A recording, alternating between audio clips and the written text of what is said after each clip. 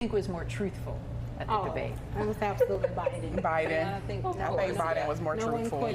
It was over 30 lies that Trump said. And I realized that I think he just continues to spit rhetoric just to keep you discombobulated.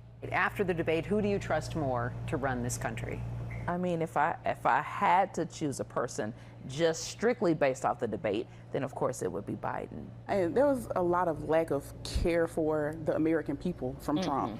I feel like if you're going to be our president again, you have to represent all of us and be inclusive as well, and that was not there. I don't think that Trump has been a great example of leadership in business or in just human decency. Do you all think this was one bad night for Biden, or is this beyond repair?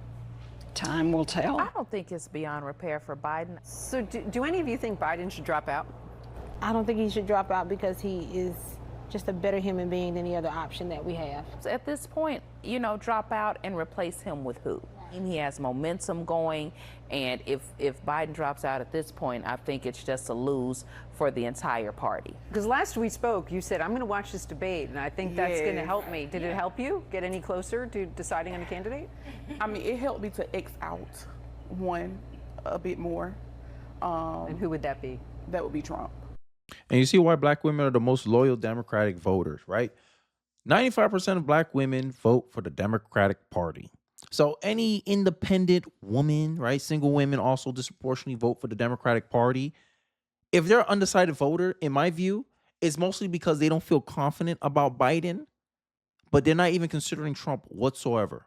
When they're an undecided vote, essentially, it seems like to me, is that if they want to vote for Biden or not. That is what they're undecided about. Not whether they are considering Donald Trump as an alternative, right? Even though incentives work both ways, right?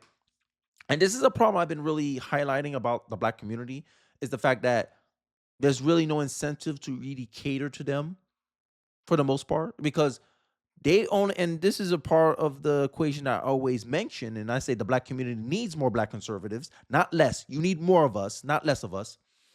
It's because you guys have an ideological blind spot because you guys are in a closed information system. Whatever information you think you're getting is not the full picture. You're only getting one side of the story, right? Just like a single mom talking to her kids, talking about how their dad ain't ish, their dad don't care about them.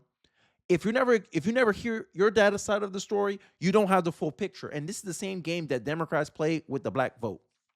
This is why I believe black women are so loyal to them. But also, black women get a lot of benefits from the Democratic Party. The Democratic Party is pro-government, big government, right?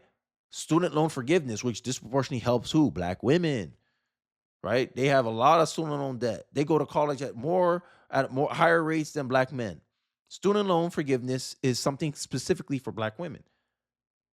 Welfare, disproportionately black women. Hey, y'all overrepresented in welfare. 23% of welfare recipients are black. Most of those people in there are majority women, single moms to be specifically. The government is seen as a backup plan for many women. Black women are very comfortable using the government resources to help them through their day-to-day lives, right? And then they were surprised when why men in general don't vote Democrat. Because at the end of the day, if you look at the stats, if I were to divide it by gender, men pay more taxes and women pull more government resources out of them. So essentially is this gendered equation where men are paying for services that they don't really utilize at the same rate as women. So as a man, you're more in favor of tax cuts because you see it as less money being taken out of you so you can use it for your family instead of supporting some ambiguous family somewhere. And government, and this is why I don't trust government. Government is inefficient at solving problems. You created the welfare system to reduce poverty. Have you seen the rate of poverty increase with with welfare? When welfare came in, poverty was at a certain rate. It went down and it went right back up. Poverty went right back up. So essentially, welfare did not even help address the issue that it was first created to address. Make that make sense. Imagine I give you a service, and the service, there's a certain expectation you have for that service. And that service didn't meet expectation, and you're continually paying for that service year over year, month over the month. Make it make sense. This is welfare. This is what the government do. And men are looking at this from a practical perspective and like, who can support big government? Oh, Kenny, what if you fall on hard times, you need it? I'll go get another job. I'll lean on my family. And this is the problem what happens when you become such a disconnected society, right? This is why they have such a war against the nuclear family. Because when you fell on hard times, you leaned on your family before you went on the government. Now the government is the go-to for everybody. And I think that's just a testament to our social decay as a community.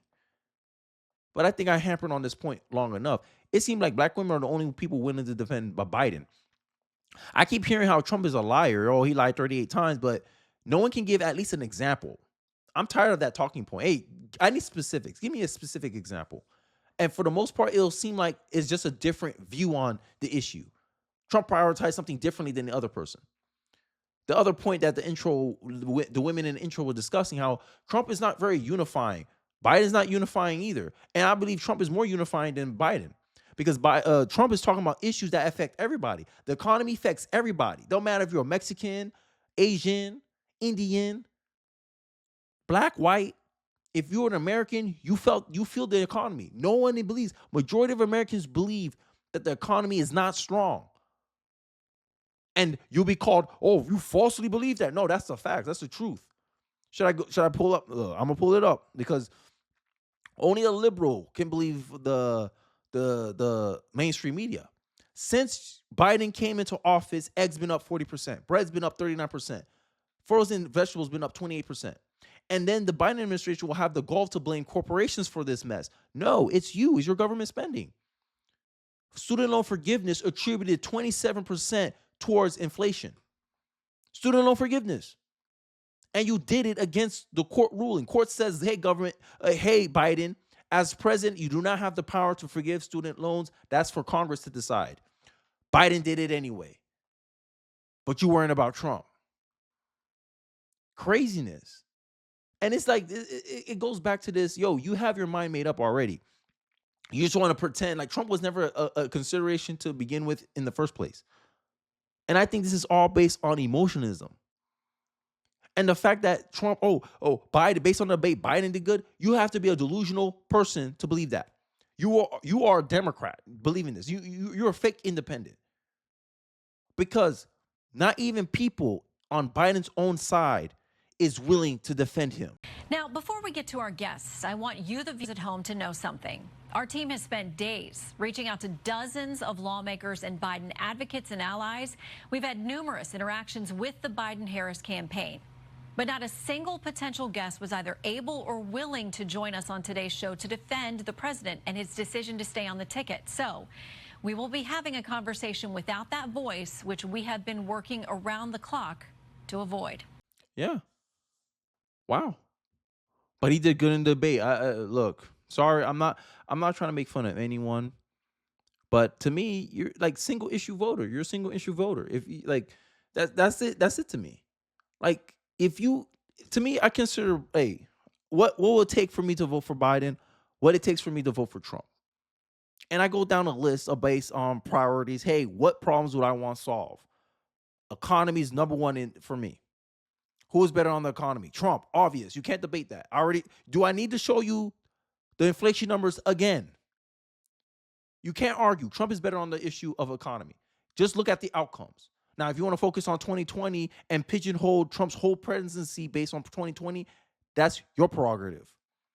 But from a holistic point of view, I saw that as, that was like a black swan event that destroyed everything. And even Trump's approach to COVID, many people liked it. Only Democrats didn't like it because Democrats felt like everyone should lock down. When Trump was like, states, y'all decide what y'all want to do with this. I'm not going to try to dictate how you guys know your states better than I do. Y'all don't need government overreach over this.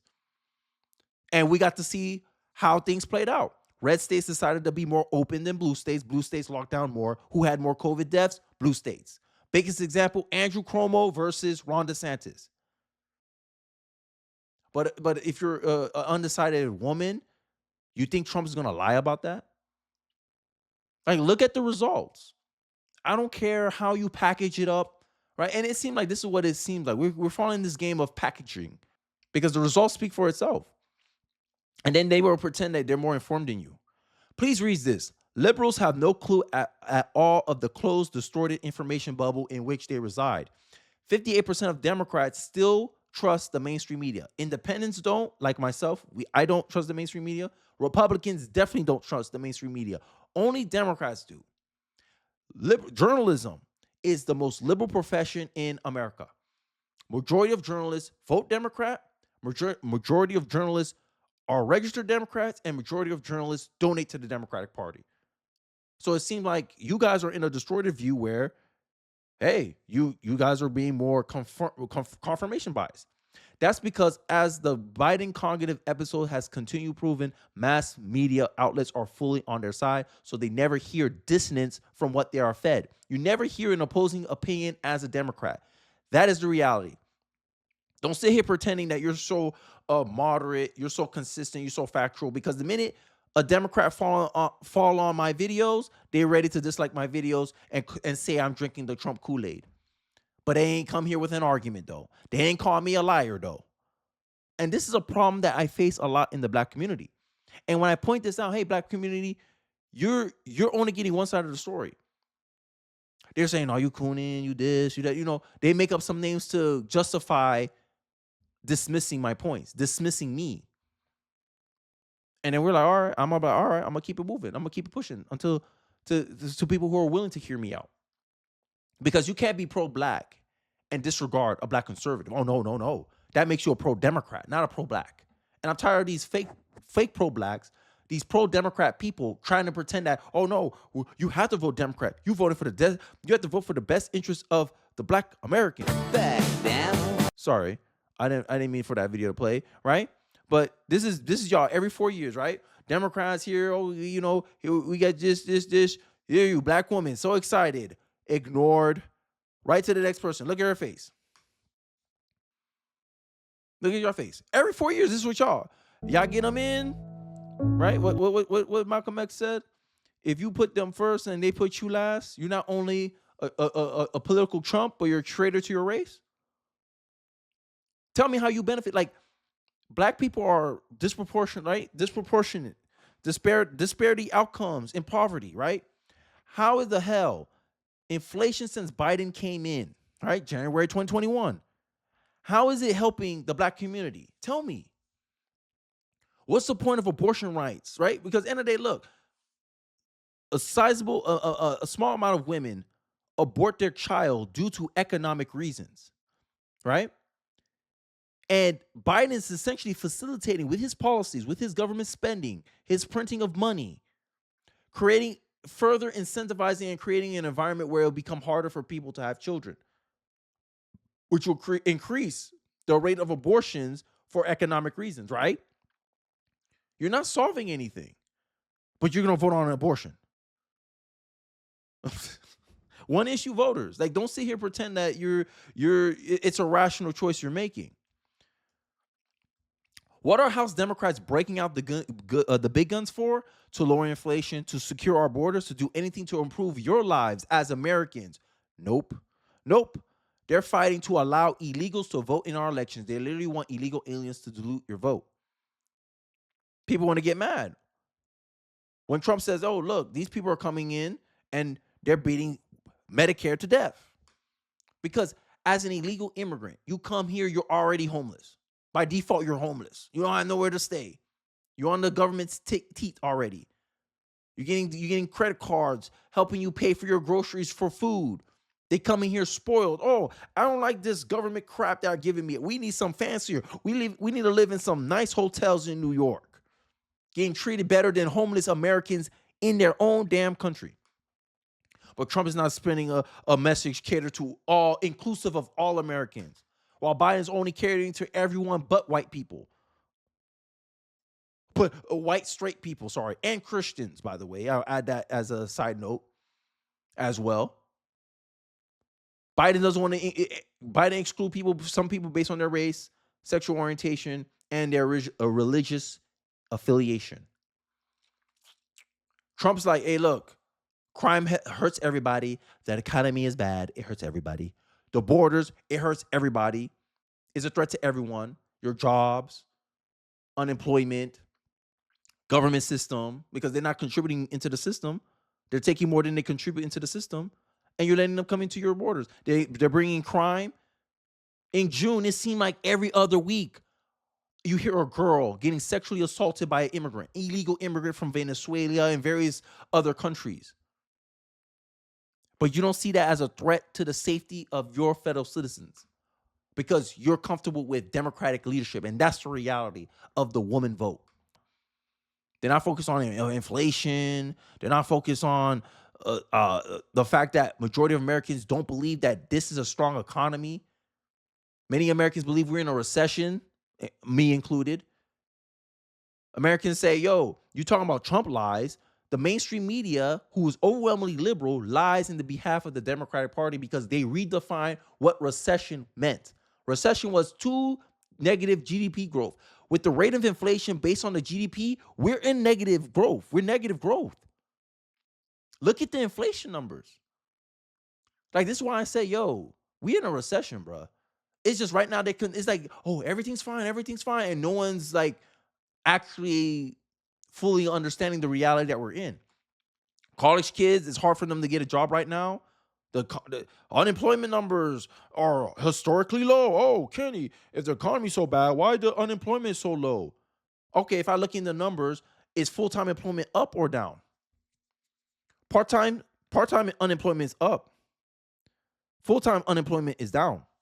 So many people are getting full-time jobs. Part-time jobs, sorry.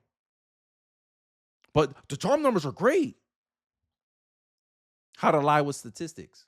This is why when someone give me a stat, I like to test the methodology. Okay, what was the method for them to get that outcome? How did they get this answer, right? It's algebra. X plus Y equals 6. Okay, what was the method you used to get 6?